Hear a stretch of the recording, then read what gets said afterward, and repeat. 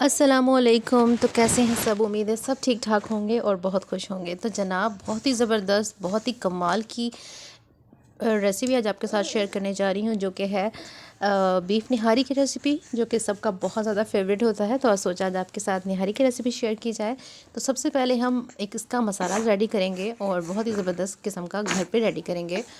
जनाब, इस सबसे पहले यहाँ पर आपके सामने है 4 से 5 बड़ी इलायची, 2 जो है मैंने यहाँ पर पिपली लिया है, जो कि काली मिर्चों की तरह ही होता है। और यहाँ पे मैं ले रही हूँ तकरीबन 2 से ढाई चम्मच के करीब ज़ीरा और जायफल जावित्री है, और साथ ही मैंने यहाँ पे लिया है काली मिर्च है। अब ये सारे साबित मसाले हैं, इनको हमने हल्का सा ड्राई रोस्ट करना है। उसके बाद इसको हम जो है वो ग्राइंड करेंगे। ये है मेरे पास 2 से ढाई जो है वो दालचीनी के टुकड़े। ये है मेरे पास सौंफ तकरीबन 1 से 2 बड़े चम्मच भरकर, और यहाँ पर मैंने 2 साइड पे बादियान के फूल भी लिए थे। इसके बाद जो है डालेंगे धनिया पाउडर, ये भी 2 बड़े चम्मच भरकर। और यहाँ पर इसके साथ ही यहाँ पे डालना है आपने जनाब एक सौंठ का टुकड़ा, लेकिन मेरे पास वो फ़िलहाल अवेलेबल नहीं है, तो मैं यहाँ पर मेरे पास अदरक का पाउडर है, तो मैं वो बाद में यूज़ करूँगी। अभी इन तमाम मसालों को हम क्या करेंगे, ड्राई रोस्ट कर लेंगे।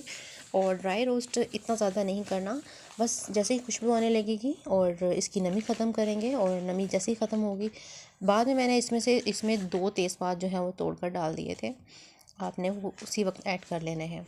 अब यहाँ पर मैंने इसको ठंडा कर फ्लेम को ऑफ़ कर लेंगे, और यहाँ पर मैं अदरक पाउडर जो है वो ऐड करके इसी के साथ मिक्स कर दूँगी। फ्लेम ऑफ़ कर लेंगे, और ताकि अदरक का पाउडर जो है वो जले ना। तो इसको हम ठंडा कर लेंगे, ठंडा करके मैं इसको ग्राइंड कर लूँगी। दूसरी तरफ मैंने क्या करना है कि यहाँ पर मैं सबसे पहले आपको एक गोश्त चेक करवा दूँ। जो गोश्त हमने निहारी के लिए एक्चुअली यूज़ करना है, वो यहाँ पर मैंने लिया है बोंग का, और साथ में कुछ हड्डियाँ हैं। हड्डियों वाला गोश्त भी लेना है, थोड़ी नली ले लेंगे, और ताकि एक बहुत ही ज़बरदस्त सी हमारी निहारी जो है वो परफेक्ट निहारी बनकर तैयार हो। तो ये जो है, हाँ, साइड पे हमने क्या किया था, पतीला ले लिया बड़ा सा, और ऑयल लिया है। ऑयल जैसे गर्म होगा तो मैं यहाँ पर ऐड कर सारे गोश्त डालकर जो है वो फ्राई कर लूँगी। सबसे पहले ऑयल के साथ अच्छे से इन तमाम गोश्त को जो है वो फ्राई करेंगे, ताकि इसका जो कलर जो है वो चेंज हो जाए, और इसमें एक स्मेल जो गोश्त की होती है वो ख़त्म हो जाए। ठीक हो गया। इसको अच्छे से हम फ्राई कर लेंगे। थोड़ी सी मुश्किल हो रही है क्योंकि साथ में नली है, तो इसलिए इसको जो है वो चम्मच को चलाने में थोड़ा सा मुश्किल हो रही है, लेकिन इसको इंशाल्लाह हम कवर कर लेंगे साथ साथ। आप देख सकते हैं कि गोश्त का कलर काफ़ी हद तक चेंज हो चुका है। तो इसी स्टेज पर मैं ऐड कर दूंगी यहाँ पर लहसुन अदरक का पेस्ट।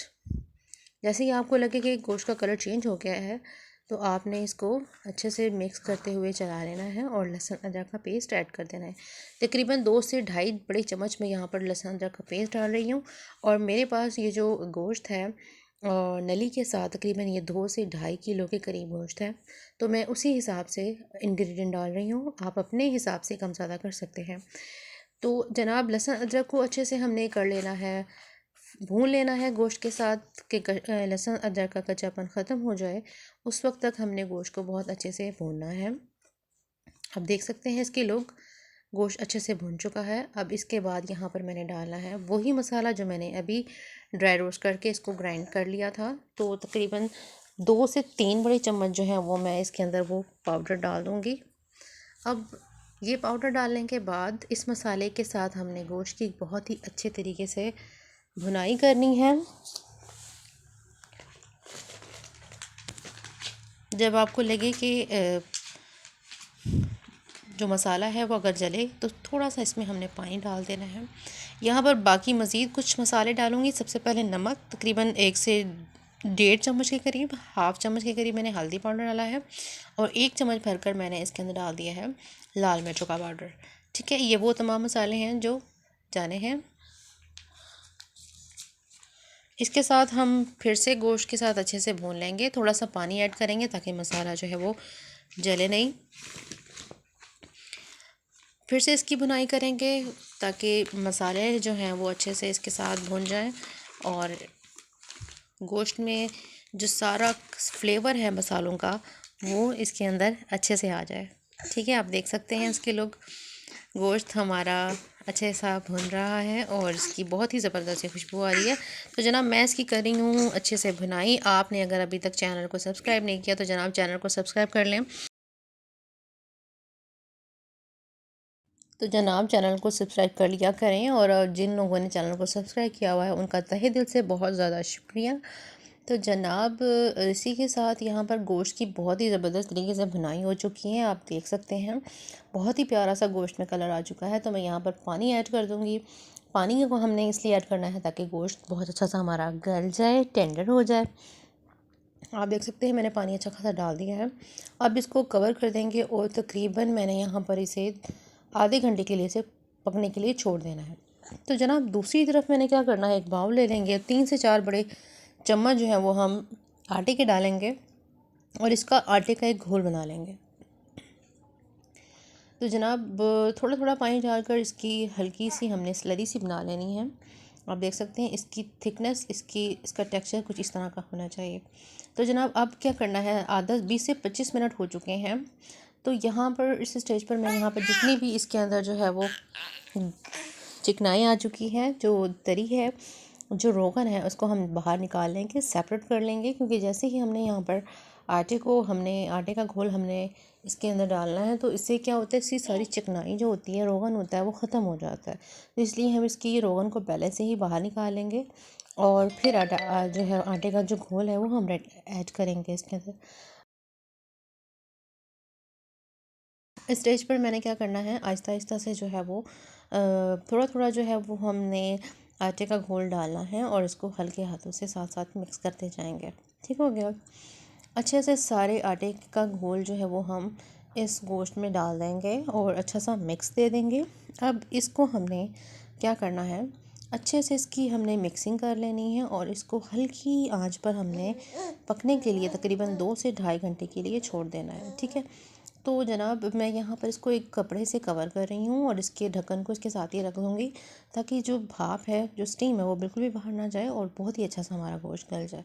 तो 2 से ढाई घंटे हो चुके हैं। 2 से ढाई घंटे बाद हम गोश्त को चेक कर लेते हैं और इसकी कंडीशन कुछ इस तरह की है कि गोश्त बहुत अच्छा सा गल चुका है और बहुत माशाल्लाह से, बहुत अल्हम्दुलिल्लाह बहुत प्यारी खुशबू आ रही है। आप जब इसको बनाएंगे तब आपको अंदाज़ा होगा, ये मैं ऐसे नहीं कह रही। तो जनाब आप गोश्त की अब बोटी में आपको चेक करवाती हूँ कि अच्छी खासी ये गल चुका है और ये इसकी मज़ेदार सी एक बोटी है जो कि आपको मैंने चेक करवाई है। तो साथ ही इसको हल्का हल्का सा मिक्स देंगे और इसी स्टेज पर मैं वो जो रोगन हमने बाहर निकाला था, सेपरेट किया था, वो इसके अंदर वापस इसके अंदर डाल देंगे।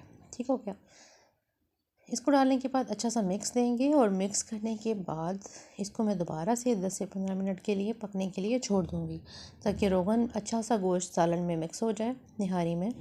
और इसको 10 से 15 मिनट के लिए दोबारा से पका लेंगे। और तो जनाब बहुत ही ज़बरदस्त ही हमारी नहारी रेडी हो चुकी है। तो कर लेते हैं इसको डिश आउट और उसके बाद इसकी फ़ाइनल लुक की तरफ चलेंगे और डिस्कस करेंगे आपके साथ कि आपने इसको किस तरह से सर्व करना है, किस तरह से खाना है, किस चीज़ के साथ खाना है, सारी चीज़ें आपके साथ शेयर करेंगे। तो जनाब माशाल्लाह अल्हम्दुलिल्लाह हमारी निहारी ज़बरदस्त सी निहारी रेडी हो चुकी है। आई होप आपको आज की रेसिपी बहुत अच्छी लगी होगी। रेसिपी अच्छी लगी हो तो ज़रूर ज़रूर प्यारे से कमेंट के साथ अपना इज़हार किया करें और अपना फ़ीडबैक मेरे साथ ज़रूर शेयर किया करें। आपका फ़ीडबैक मेरे लिए बहुत ज़्यादा ज़रूरी है। और जनाब अपनी फैमिली के साथ इस रेसिपी को बनाकर ज़रूर एंजॉय कीजिएगा। इसी के साथ मिलते हैं किसी नई रेसिपी में, नई वीडियो के साथ। अल्लाह हाफ़िज़।